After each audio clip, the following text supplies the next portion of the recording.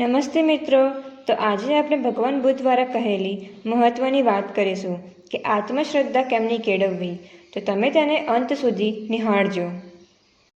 તો હવે જાણીએ કે આત્મશ્રદ્ધા કેમની કેળવવી. આત્મશ્રદ્ધાનો અર્થ એવો નથી કે તમારી શક્તિઓનો વધારે પડતો અંદાજ રાખો અથવા દંભી બનો. એ એવી શ્રદ્ધા છે જે અવર્ણનીય છે અને તે તમારી અંતર્હિત શક્તિ અને તમારી સ્વચ્છતાની ઊંડી સમજમાંથી આવે છે. જ્યારે માણસો દુઃખ અને નિરાશામાં ઘેરાયેલા હોય અને પોતાના માટે વિચારતા હોય કે પોતે હવે નકામા થઈ ગયા છે, ત્યારે નકારાત્મક વલણ તરફ ધડતા હોય છે. ગમે તેમ પણ એ વખતે તમારે વધારે તટસ્થ દ્રષ્ટિએ જોવું મહત્વનું છે. જ્યારે તમે તમારા સમગ્ર જીવનના વીતેલા દિવસો જુઓ, ત્યારે તમે કહી શકો, આ વિશે હું ખોટો હતો, અથવા ત્યારે હું વધુ સારું કરી શક્યો હોત. પણ એ વખતે તમારે સમજવું પડે કે મોટે ભાગે તમે કંઈ ખરાબ કર્યું નથી. એવી સમજ કેળવવી જોઈએ કે ઈશ્વરનો પ્રેમ તમને મળી રહ્યો છે અને તમારી દ્રઢ માન્યતા હોવી જોઈએ કે તમે બીજાઓની સેવા કરી છે. એવા નાના નાના આત્મસમજના પ્રસંગોનો સરવાળો જ આત્મશ્રદ્ધાને બાંધે છે. દિવસ દરમિયાન જુદી જુદી પરિસ્થિતિઓનું નિરીક્ષણ તમારે પોતે કરવું એ અગત્યનું છે અને ધીમે ધીમે તમારા સ્વને તમે શોધો કે બીજાઓની સેવા કરવામાં કોણ હતું. જ્યાં સુધી આ તમે આત્મસાત ના કરો ત્યાં સુધી સાચી આત્મશ્રદ્ધા કેળવી શકાય નહીં. તળાવના પાણીની સપાટી ઉપર બતક જેવા જળચર પક્ષીઓ તરે છે, પણ તેમના પીછાઓ ઉપર તેલનું આવરણ હોય છે, એટલે તે પાણીમાં ભીના થતા નથી. આત્મશ્રદ્ધા આવી રીતે કામ કરે છે. ગમે તેવી કમનસીબી આવે એની ચિંતા ન કરશો. સાચી આત્મશ્રદ્ધા આ તેલની જેમ કામ કરે છે.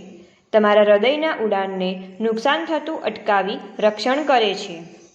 બધી જ પરિસ્થિતિમાં એ જરૂરી છે કે તમારા હૃદયના ઊંડાણમાં તમને ઈશ્વર ઉપર શ્રદ્ધા છે.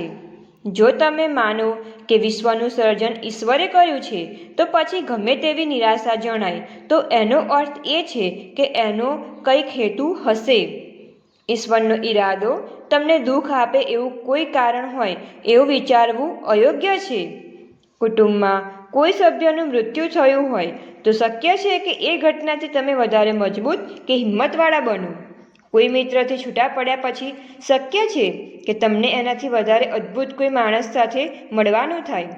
તમારા જીવનસાથીથી છૂટા થયા પછી શક્ય છે કે કોઈ વધારે સારી વ્યક્તિ સાથે તમારો મેળાપ થાય. મહત્વનું એ છે કે સમય જતાં તમારે આંતરિક શક્તિ વધારે ભેગી કરી લેવી જોઈએ. વેદનાઓમાં મથામણ કર્યા કરવી અને દુઃખમાં ડૂબી જવું એના કરતાં તમારા આત્માને વધારે સશુદ્ધ કરવો જોઈએ.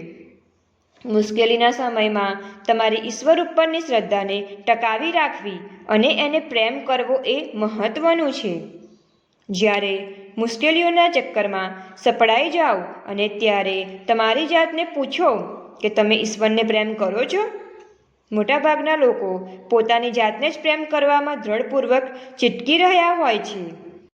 પછી તેઓ વિચારે છે કે એ કેટલા બધા દુઃખી છે અને બીજાઓની સહાનુભૂતિ મેળવવા માટે મરણિયા બને છે. પણ સમસ્યા એ છે કે કોઈ પણ એમને પૂરતી સહાનુભૂતિ આપી શકતા નથી. આવા સમયે તમારી પીઠને સીધી કરો અને ખુલ્લા આકાશ તરફ ઊંચે જુઓ. જે લોકોની ચિંતાઓની વચ્ચે ઘેરાયેલા છે અને નકારાત્મક ચેતનાની અંતિમ અસર સુધી પહોંચે છે, ત્યારે સામાન્ય રીતે જમીન સુધી વાંકા વળી જાય છે અને એમની પીઠ સૂર્ય તરફ ફેરવે છે અને માત્ર તેમના પડછાયાને જ તાકી રહે છે. જ્યાં સુધી તેઓ આ પ્રમાણે કરે છે, તેઓ કદી પ્રકાશ જોઈ શકવાના નથી. એટલે ટટ્ટાર ઊંચા ઊભા રહો, સૂર્ય તરફ મોઢું ફેરવો અને તમારા શરીરને ખેંચો. આ તમારા ઈશ્વર પ્રત્યેના પ્રેમની અભિવ્યક્તિ છે. હંમેશા નાની બાબતો ઉપર કેન્દ્રિત ના થશો, પણ ઈશ્વર તરફ ફરીને ઉપકારની લાગણીને આલિંગન કરો. પ્રેમની અગાધ વિશાળતા જે તમને આપવામાં આવી છે એને ઓળખવાની જરૂર છે અને યાદ રાખો કે અત્યારે તમે કદાચ સુખી નથી, પણ સમય જતાં તમને સમજાવશે કે જે કંઈ બને છે એ હંમેશા ગંભીર નથી હોતું. સાચી હકીકત એ છે કે આ અનુભવ તમારા વિકાસને પોષણ આપવાનું સાધન બની રહે છે. આવા કેટલાય અનુભવો તમારા માટે રાહ જોઈ રહ્યા છે. તેની નોંધ લીધા વિના જો તમે યાદ રાખો કે પ્રત્યેક સમસ્યા એ તમને પાઠ ભણાવે છે, પછી તમે કંઈ ન કરી શકો તો પણ તમને એ મજબૂત બનાવશે. અને આવા જ વિડીયો જોવા માટે અમારી ચેનલને લાઈક, શેર એન્ડ સબસ્ક્રાઈબ જરૂરથી કરો.